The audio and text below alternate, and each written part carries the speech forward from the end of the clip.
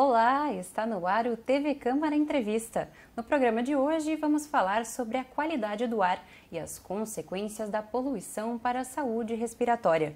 Um assunto que tem grande relevância hoje, principalmente pela fumaça que vem atingindo o nosso estado e muitos outros, em função das lamentáveis queimadas. Para conversar com a gente, recebemos no estúdio o médico pneumologista Diego Brandenburg. E também está presente de forma online a meteorologista Ludmila Portman de Souza. Bom, eu já começo diretamente com o Dr. Diego com a primeira pergunta, que é sobre essa inalação da fumaça que vem atingindo o nosso estado, se ela é, imagino que sim, né, prejudicial e por quê? Bom, agradecer inicialmente o convite em meu nome e também da Sociedade de Pneumologia do Rio Grande do Sul para prestar alguns esclarecimentos e realmente essa fumaça presente na nossa atmosfera atualmente, ela é nociva para o sistema respiratório, né, principalmente para os extremos etários, né, para as crianças muito pequenas e para os idosos também. Então ela tem algumas características de conteúdo de material particulado, gases e demais substâncias irritativas à via aérea. E a gente às vezes não se dá conta, mas a nossa superfície alveolar, a quantidade de superfície que a gente tem exposta, ela é realmente muito grande, é equivalente a uma quadra de vôlei, uma quadra de tênis aproximadamente, claro, dependendo do tamanho do paciente, do indivíduo. Então, essa área toda fica em contato direto com a atmosfera, e quanto pior a qualidade do ar, seja pelo componente que for, mais chance de causar dano ou irritação à via aérea e, consequentemente, sintomas respiratórios. Dr. Diego, muito obrigada por estar aqui conosco, e também vou passar agora para a Ludmila, né, que fala com a gente da casa dela, porque ela está junto com o seu bebezinho de 10 meses. Inclusive, Ludmila, muito obrigada por participar com a gente, né? E vou pedir para você falar, então, sobre a questão da fumaça e o meio ambiente, a senhora como meteorologista, porque, claro, a gente sabe que as queimadas, elas são prejudiciais, isso não tem discussão, mas a fumaça em si, ela prejudica a qualidade do ar, enfim, e prejudica o meio ambiente, prejudica o clima de alguma forma? Sim, a fumaça ela pode acarretar, né, vários males, tanto à saúde quanto à questão atmosférica e até a visibilidade. Diversos aeroportos no Brasil tiveram que cancelar suas operações, primeiro por causa da questão de visibilidade, que a fumaça prejudica bastante. Depois a questão, né, de quantidade de partículas na atmosfera, né, essa quantidade de poluição, ela é nociva, como o doutor Diego falou, principalmente a idosos e crianças. Então, a gente tem visto nas últimas semanas muitas pessoas com tosse, com irritabilidade, né, respiratória. Quem é asmático piora, né, bastante. Eu sou um caso específico, a gente costuma brincar aqui em casa, que eu sou uma estação meteorológica de qualidade do ar ambulante. Que às vezes a mudança de tempo nem ocorreu, e como asmática eu já tenho indícios, né, respiratórios e na pele, às vezes me dá alguns tipos de alergia, e também muita tosse e secreção nesse último mês, que é uma coisa totalmente atípica, né, de acontecer, porque eu não fumei, não tive nenhum vício, digamos assim, nocivo, e percebo na minha capacidade pulmonar de caminhada, de subir escadas, reduziu bastante. Então, são diversos males que a poluição atmosférica causa, tanto para os seres humanos e até edificações. Existe reação fotoquímica dos óxidos de nitrogênio e material particulado na atmosfera que causam até oxidação de concreto, de estruturas de ferro. Então, são diversos tipos de consequências. Eu também tive essa experiência, né? Nunca tive muitas questões respiratórias, não tenho rinite, sinusite, enfim, mas algumas semanas atrás cheguei a perder completamente a minha voz. Também não sou fumante, mas estava com a voz bem rouca, uma tosse, com secreção também. Então a gente vê essas consequências bastante atípicas. E já aproveitando para passar então para o Dr. Diego diretamente, pedir quais as principais recomendações então para a gente se proteger, o público em geral e também as pessoas com comorbidades comorbidades específicas, né, para justamente se proteger e evitar ter esses sintomas, essas doenças respiratórias, até para não gerar aquele fluxo acima do normal nas unidades de saúde, nos hospitais. Bom, a primeira recomendação seria evitar a exposição, né? Então, atividades ao ar livre, exercícios com maior intensidade, onde a gente vai fazer uma hiperventilação, vai ter mais troca com a atmosfera, então tudo isso contribui para ter um efeito ainda maior da má qualidade do ar sobre o sistema respiratório. A gente tem a possibilidade da utilização de máscaras, né, que é uma recomendação, mas não uma obrigatoriedade, principalmente para quem está exposto em tempo maior de exposição ou em situações de maior risco, né, para tentar justamente evitar esse acúmulo, porque realmente o ar com má qualidade ele vai gerar uma série de sintomas, mesmo para quem não tem nenhuma condição de comorbidade básica, né? Então a gente percebe, quase que todos os indivíduos vão ter mais prurido ocular, nasal, espirros, tosse, que são os mecanismos de defesa que a via aérea tem para expelir essas substâncias que estão sendo irritativas para a via aérea.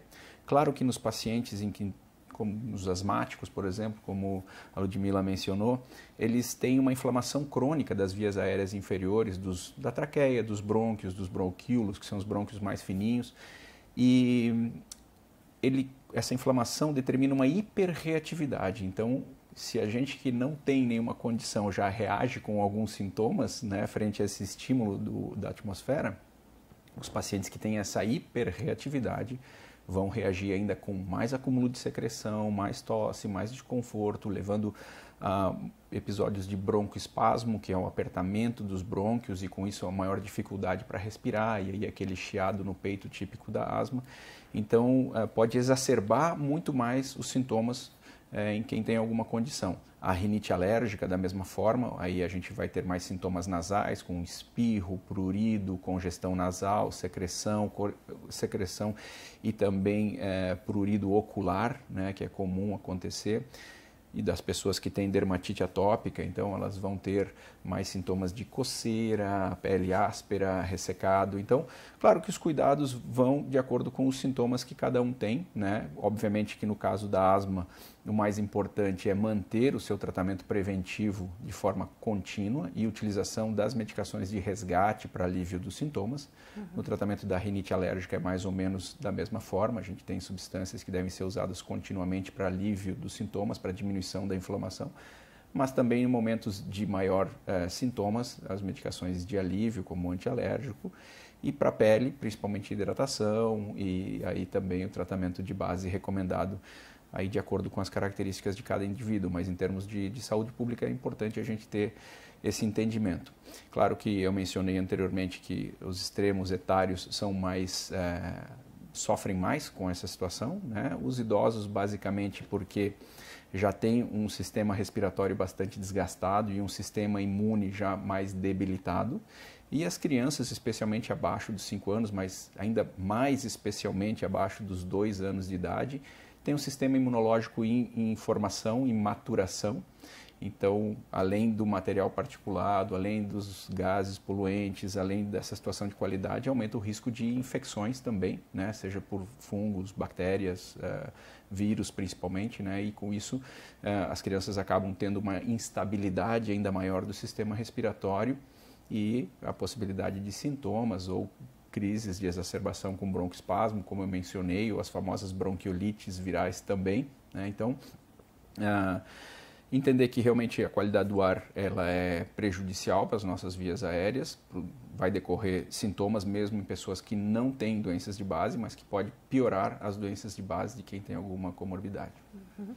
E a gente está entrando já na primavera, né, tendo esse evento atípico que são as fumaças. Eu queria perguntar então para a Ludmila da questão mais climática, né, agora na primavera, a gente pode esperar mais instabilidade e até de repente uma qualidade no ar ainda pior, deve se manter? O que tem de previsão para esses próximos meses? nós temos um ótimo cenário para as próximas semanas, que seria, né, o início da estação chuvosa no centro-oeste e no norte do Brasil. Começam as chuvas mais regulares nessas regiões e a gente tem essa boa expectativa de ou cessar muito dos focos de incêndio no Pantanal e na Amazônia, ou até que eles se findem, né, nas próximas semanas, nos próximos meses. Até esse fim de semana, a gente tem previsão de chuvas no Pantanal e no sul do Amazonas, que é uma ótima notícia, né, para ver se esse transporte de fumaça acaba para o Rio Grande do Sul e para outras regiões também, além de terminar os incêndios que são, né, destruindo a história do Brasil. Perfeito, uma ótima notícia mesmo. Vamos ficar na torcida, então, que realmente, né, seja isso que aconteça. Queria continuar contigo, Ludmila, pedir para só explicar para a gente de que forma que aconteceu essa vinda, né, dessa fumaça para cá. Foi algum vento específico? Seria esperado nessa época do ano que isso acontecesse? Ou foi, assim, um alinhamento dos astros, digamos, que teve muita queimada lá e também teve uma forma, né, dessa fumaça vir para cá? Isso é muito interessante até para a população, né, para entender como tudo está interligado. Nós recebemos essa corrente de ar anualmente da região centro-oeste do Amazonas. Então, ela faz parte de um grande fluxo de ventos e de transporte, né, não só dessas coisas nocivas como a fumaça, mas até o transporte normal de calor e às vezes até a umidade, lá da Amazônia e chega até o Rio Grande do Sul.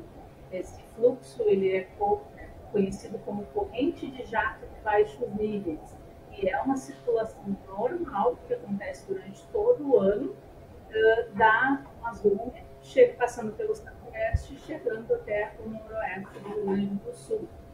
E esse fluxo ele transporta então calor, umidade, muitas vezes ele provoca chuvas no nosso estado. E dessa vez a população pôde conhecer melhor por causa dessa questão de estar transportando toda essa fumaça das queimadas. Mas é uma corrente comum, ela atua durante todo o ano e agora então a gente pode perceber, né? Nós recebemos a índice atmosférica de todo o mundo. Então, tudo que a gente faz em uma determinada região pode estar em outra parte do planeta. E é por isso que a atmosfera, no meu caso como meteorologista, eu acho o sistema todo perfeito. Eu digo como médico, né, estudando o corpo humano e pensando, meu Deus, é tudo perfeito, né? Cada pedacinho encaixa no outro. É assim que nós meteorologistas vemos a atmosfera. Todo o fluxo, né, de alguma parte do planeta vai passar por outra em algum momento. Eu tinha até uma vez um velho conhecido que a gente estava num evento religioso e o padre disse, essa aqui é a água do Rio Jordão.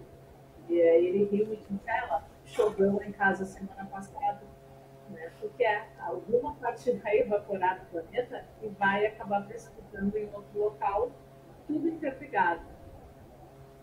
Muito bacana, bem observar, né, enfim, como é que as coisas se conectam e também como os assuntos eles vão surgindo conforme a necessidade, enfim, né, que muitas vezes a gente acabava não falando tanto sobre essa questão de qualidade do ar, até medição do ar, que depois eu quero tocar com a senhora também. E agora, com essa necessidade que se surge pela ocorrência das fumaças, a gente começa a entrar mais nesse assunto. Mas vou passar agora então um pouquinho para o Dr. Diego, voltar com o senhor, para falar, voltando nessa questão da entrada na primavera e tal, é um momento que ocorre historicamente um aumento também, né, das alergias, né, das doenças respiratórias, até por toda a questão da estação mesmo, pólen, enfim, o ar que tem essa circulação diferente. Pedi para o senhor comentar um pouco com a gente, né, quais são essas doenças e se elas podem ser agravadas também por essa dificuldade, né, dessa qualidade ruim que está no ar variando, enfim, né, por conta das fumaças, mas pedi para o senhor comentar sobre isso. Perfeito. A primavera é uma estação onde a gente tem realmente muita alternância no clima, né? A gente tem dias secos e úmidos, dias frios e quentes, ou quentes e depois frios. Então, muito mais nocivo para a via aérea do que propriamente o frio por si só, ou o calor por si só, é justamente essa alternância de temperatura. Então, é uma época que aumenta a sensibilidade do nosso sistema respiratório. Como você bem mencionou, a gente tem a polinose, né? Então é uma parte importante da natureza, né?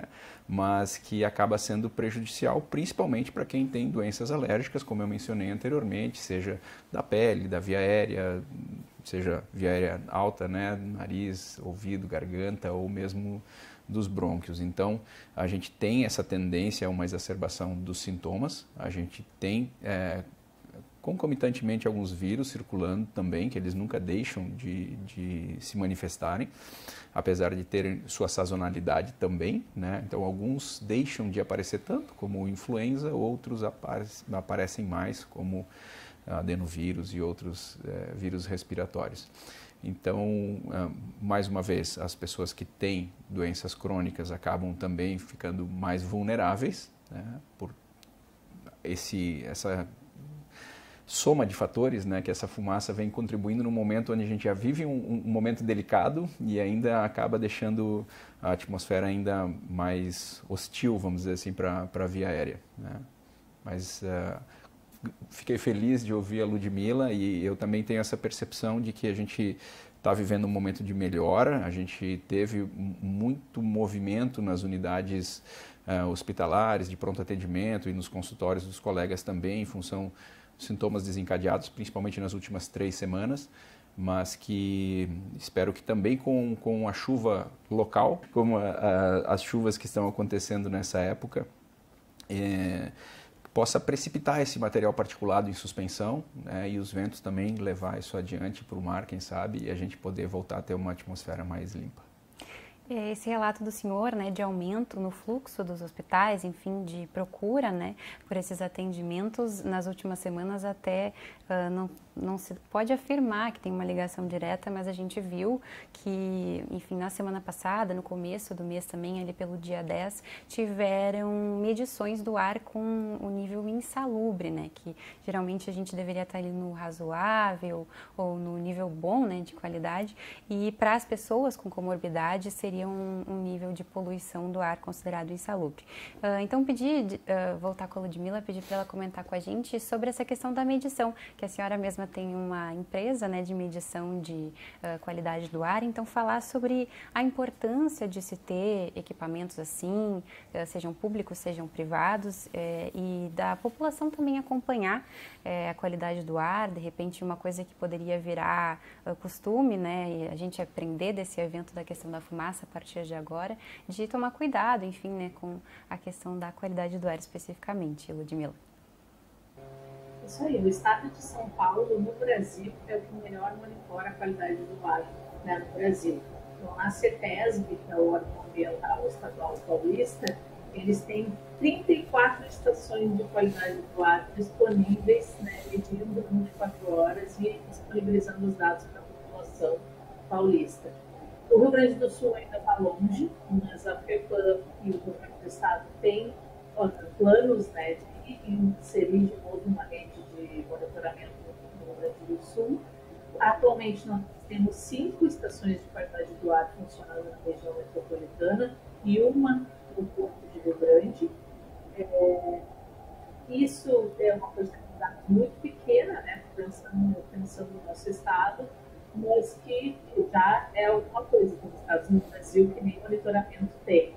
Uma coisa bacana também é que o nosso órgão ambiental, o FEPAM, é o órgão, né, da CETESB, que mais cobra os licenciamentos ambientais, os estudos de dispersão atmosférica e os relatórios de qualidade do ar, seja por monitoramento ou por modelagem numérica. É um ganho absoluto. Não tem noção do ótimo trabalho que a FEPAM faz nesse quesito, que é para licenciar qualquer empreendimento que tenha algum tipo de emissão atmosférica, a prefeitura pede dados, tanto de dispersão, o que isso vai impactar na qualidade do ar da população do entorno, e também do background, que é o quê? A gente continua com o restante da resposta da Ludmila depois, ela vai atender ao bebezinho dela sem problema nenhum. E então eu vou pedir para o Dr. Diego falar para a gente se tem alguma recomendação específica para as crianças, né? Que o senhor já comentou anteriormente, que é um grupo bastante afetado, principalmente abaixo dos 5 anos. Então, se os pais precisam fazer alguma coisa de específica diferente daquelas recomendações gerais que o senhor passou já no começo do nosso programa. Bem, como eu mencionei anteriormente, claro que evitar a exposição é bastante importante. Eu acho que esse é um momento oportuno também para a gente chamar a atenção da poluição intradomiciliar, a poluição indoor, porque a gente agora está cobrando das autoridades, a gente está preocupado com a qualidade do ar, a gente está buscando entender melhor o que está acontecendo no ambiente externo. E a recomendação muitas vezes dos especialistas é que você fique num ambiente abrigado, que feche as janelas, que mantenha-se com menor circulação. E claro que isso é uma recomendação geral, mas a gente tem que olhar para dentro de casa e ver como é que são as nossas condições de poluição intradomiciliar, seja por queima de biomassa, mas principalmente por uso de cigarro, que é uma condição bastante prevalente na nossa região e que acaba culminando com sintomas respiratórios em todas as faixas etárias e é algo bastante danoso para a nossa saúde. Então, eu antes de recomendar que você tente fechar as janelas, evitar a circulação e ficar mais recolhido na sua casa, prestar atenção no ambiente domiciliar, porque senão acaba por piorar uma situação, né, que na verdade era para ser uma medida de prevenção e na prática não é. Além disso, obviamente, para quem tem alguma condição de saúde crônica, que mantenha seu tratamento de base, que acompanhe com o seu médico para evitar exacerbações, porque às vezes mesmo questões de saúde não respiratória diretamente podem ter exacerbação em função da situação de maior demanda metabólica, de algum estresse do sistema respiratório que pode repercutir em outras áreas, outros sistemas do nosso corpo. Também é muito comum o uso daqueles umidificadores de ar, né, doutor? Eles com certeza ajudam, assim, mas tem alguma regulação para se fazer de não usar tanto? Pode usar direto? Quais as recomendações para o uso desse aparelho específico? Não há uma recomendação formal, uma indicação absoluta da necessidade, né? Eu sei que algumas pessoas estão preocupadas com a qualidade do ar, que se sentem melhor com os desumidificadores. Outras preferem umidificar o ambiente, então talvez vá também um pouquinho da percepção individual de cada um e de como se sente melhor, mas em termos de saúde pública ou de recomendação para as principais doenças crônicas, não existe uma recomendação formal a respeito disso.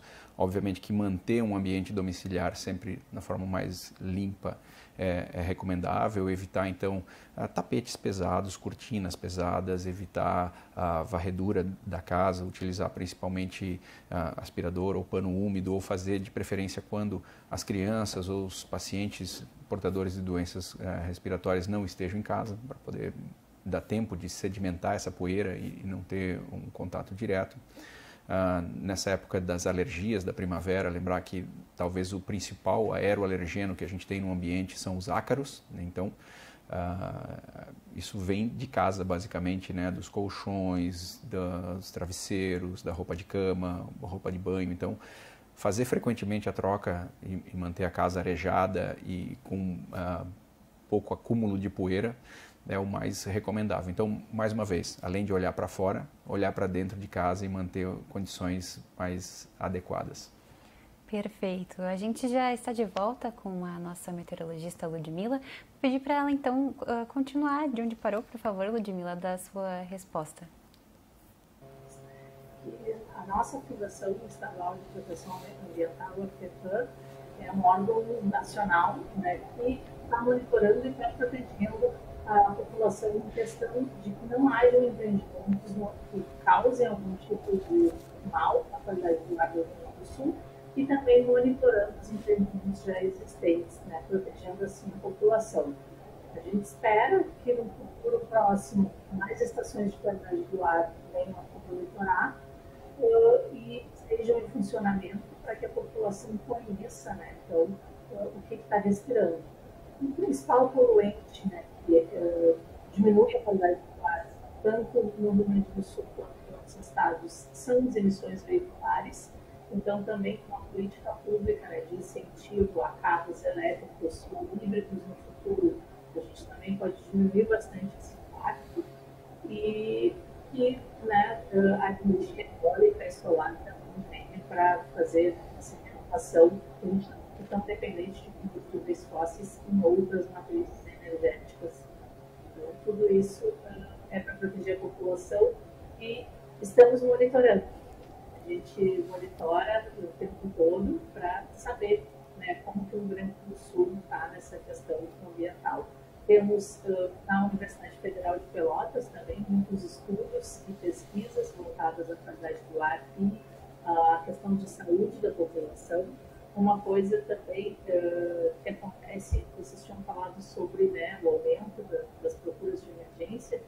Existem também estudos que indicam que aumenta a quantidade de infartos, né, quando a qualidade do ar fica pior, porque as pessoas elas ficam mais ansiosas, né, mesmo que a gente não perceba, o organismo reage, e a gente fica mais irritado, fica mais cansado.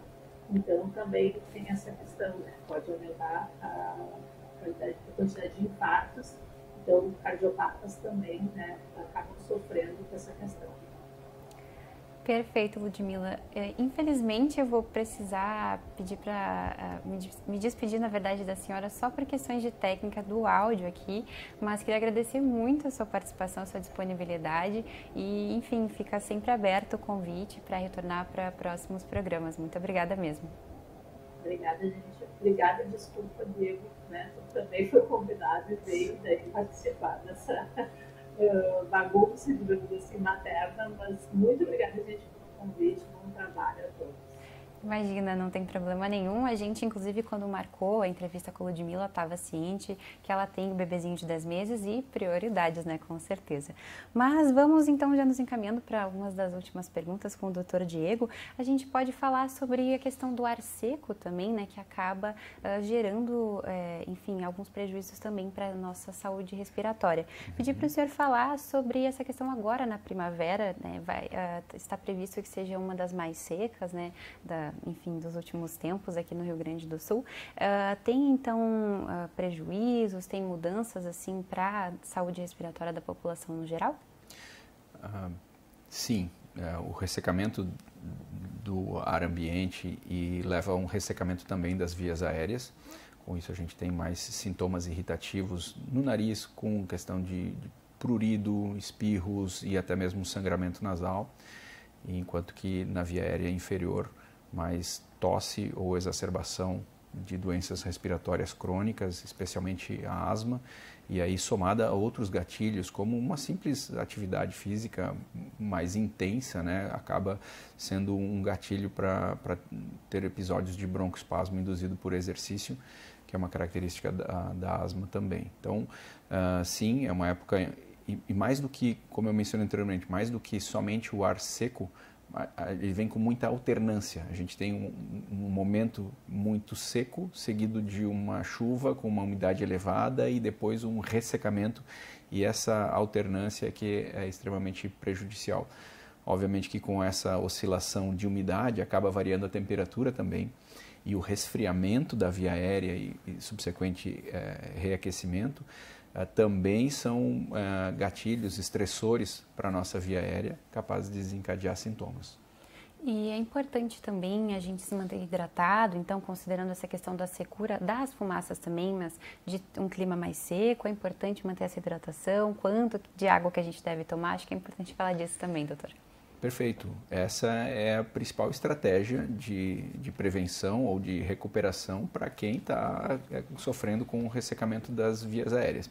A gente não costuma se preocupar muito com isso aqui no Rio Grande do Sul, em função de ter um clima bastante úmido, né, especialmente esse ano, mas é importante a gente lembrar de sempre que possível andar com uma garrafinha d'água, dar um gole. Não precisa ser um volume de água muito grande, mas pequenos goles, pequenas frações frequentes para poder, então, não só hidratar o organismo, mas umidificar a própria via aérea diretamente, né? Me refiro aí à garganta, principalmente para tirar aquela sensação de ressecamento, de aquele raspado que fica na garganta. Então, realmente, um golinho de água vai fazer bem sempre, especialmente se for em pequenos volumes, mas bastante frequentemente. Eu sou adepta daqueles garrafões, assim, né, de 2 litros para manter sempre bem hidratada, acho bastante importante. Pedi para o senhor falar também sobre a questão de, enfim, a gente sabe, o senhor é médico, que a automedicação nem sempre é recomendada, mas tem muitos daqueles xaropes que ajudam quando a pessoa está justamente com essa garganta, enfim, mais irritada, que o senhor comentou, ou até com um pouco de secreção. Seria interessante, em vez de diretamente procurar um médico, até para não gerar aquele grande fila por atendimentos, a pessoa tentar, de repente, usar uma pastilha, tomar um xarope, tomar mais água, ou vai direto para o pronto atendimento mesmo? Você sentiu aquela tosse muito contínua, irritação na garganta, enfim? Eu acho que é importante a gente esclarecer isso para a população. Primeiramente, de que os postos de pronto atendimento e principalmente de emergência se reservam aos casos que são realmente graves, tá bem? Então, não é um lugar para vocês se consultar, por exemplo. Essas estratégias de prevenção são sempre recomendáveis, seja hidratação, uma bala, uma pastilha ou qualquer coisa que vai te ajudar de forma sintomática. Eu não vejo nenhum problema em se fazer isso. Agora, quanto à automedicação propriamente, aí a gente tem que ter um pouco mais de critério. A recomendação sempre, então, é procurar o seu médico de confiança ou um especialista na sua área, de acordo com a sua doença, para que você possa ter um aconselhamento mais específico, porque muitas vezes nem todos esses xaropinhos ou essas medicações que parecem ser isentas de risco podem, na verdade, estar escondendo algum potencial prejuízo à saúde. Então, de forma geral, a gente não recomenda a automedicação mesmo nesse cenário. E uma pessoa que não sofre de comorbidades, não tem sintomas respiratórios frequentes ou uma doença recorrente, né, respiratória, sente esse tipo de sintoma, seja pela fumaça, pela primavera, enfim, da garganta irritada, secreção, ela pode manter, deve manter a sua rotina normal, fazer exercícios especificamente é interessante ou é melhor repousar um pouco mais, enfim, qual a recomendação do senhor? Bom, a recomendação é que a gente quer que as pessoas levem uma vida saudável, ativa e feliz, né? Então, que não deixem de praticar suas atividades, que não deixem de realizar atividades físicas. Agora, claro, no momento em que a qualidade do ar está pior, tentar evitar essa exposição ao ambiente externo seria recomendável. Então, para quem pode fazer atividades num ambiente controlado, seria mais recomendável. É difícil a gente recomendar o uso de máscara para atividade física, é quase que uma coisa que ninguém quer fazer. Então, assim, a gente tem que ter um pouquinho de noção também do que a população está disposta a fazer, ainda mais a gente que vive num pós-pandemia, né? Então tem uma certa ojeriza às máscaras atualmente. Então, claro que formalmente a gente faz essa recomendação, porque a máscara vai funcionar como um filtro, como uma barreira, e a gente sabe que nesse momento de qualidade do ar ruim, a gente tem material particulado em suspensão, que a gente chama PM10, que é uma fração de partículas de 10 micra ou menos, que são capazes de penetrar no nosso sistema respiratório, principalmente as partículas de 2,5 micra, que conseguem chegar à via aérea mais periférica, né, nos pulmões propriamente. Então, a gente tem que ter ciência disso, saber que pode ter algum prejuízo, tanto em performance, agudamente, para quem é atleta, vamos dizer assim, tá bem? Mas principalmente para quem faz exercício de rotina, saber que pode ter algum sintoma, né, desencadeado, essa sensação de ressecamento, tosse, algum desconforto no nariz, nos olhos, ou de tosse e irritação na garganta, mas que, se puder fazer de forma controlada, que o faça.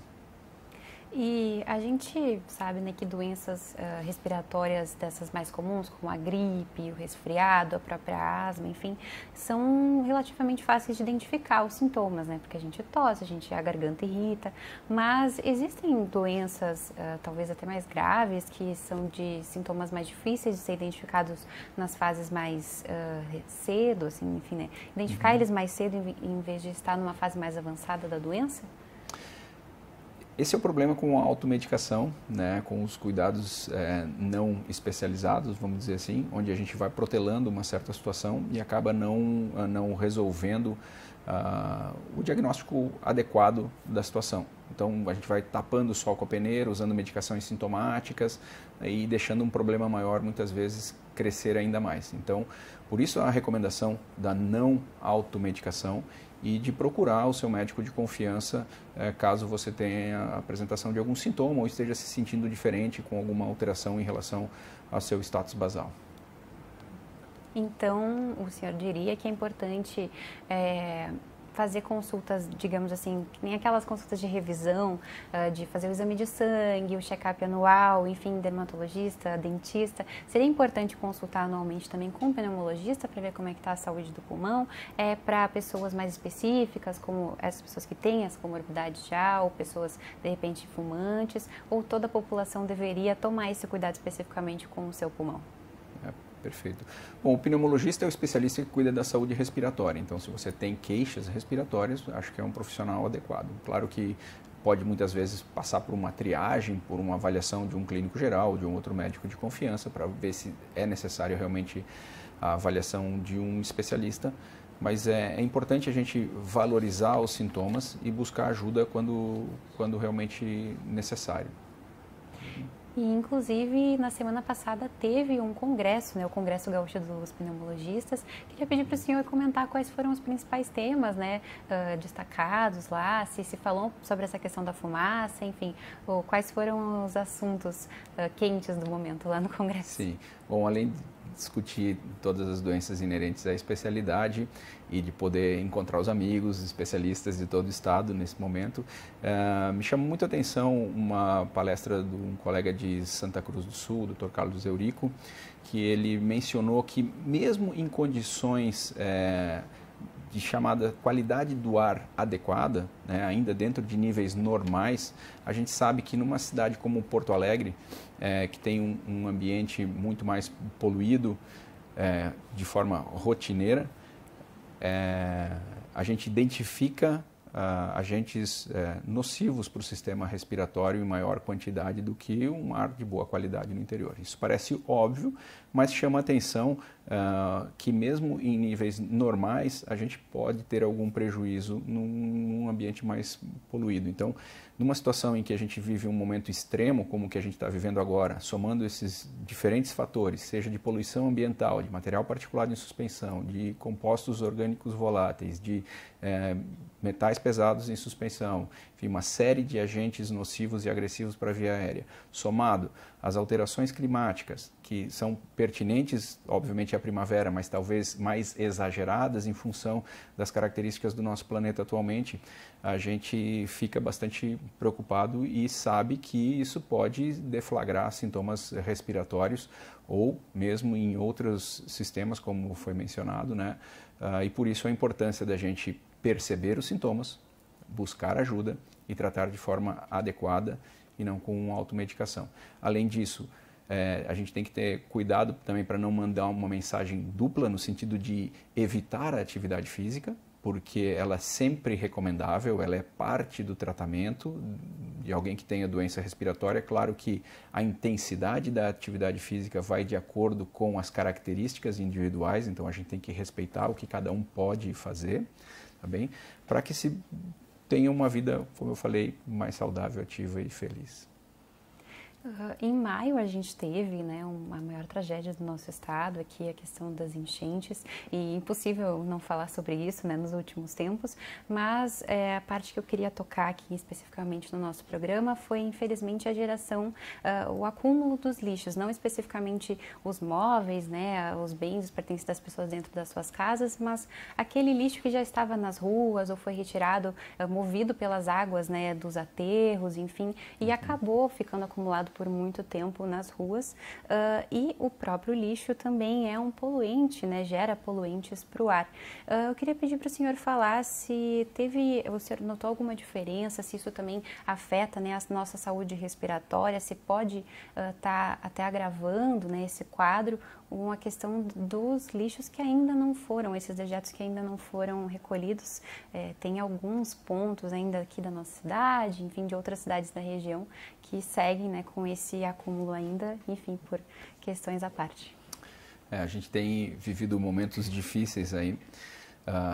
Inicialmente, a gente teve a pandemia um tempo atrás, com problemas de infecções virais, mais recentemente a enchente, que obviamente deixou inúmeros prejuízos, tanto coletivo quanto individualmente. Então, a gente percebe ainda que há muito lixo a ser coletado, mas principalmente ficou muita poeira decorrente dessa lama, dessa sujeira que estava por toda a cidade.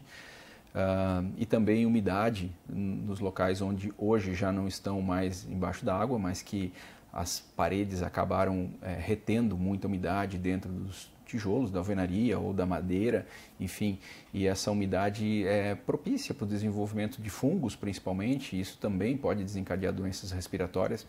Então, a gente tem uma soma de fatores que podem exacerbar doenças respiratórias ou culminar com a manifestação de sintomas mesmo em quem nunca tinha nada anteriormente. Do ponto de vista clínico, a gente tem uma experiência bastante ruim esse ano. Foi um ano desafiador para os pneumologistas, de forma geral, adultos, pediátricos, porque a gente teve, além desses fatores de risco, realmente infecções atípicas. A gente vive numa cidade onde a tuberculose ainda é uma realidade. A gente tem problemas com infecções de bactérias chamadas atípicas, que induzem a tosse e muitas vezes não respondem aos antibióticos tradicionais.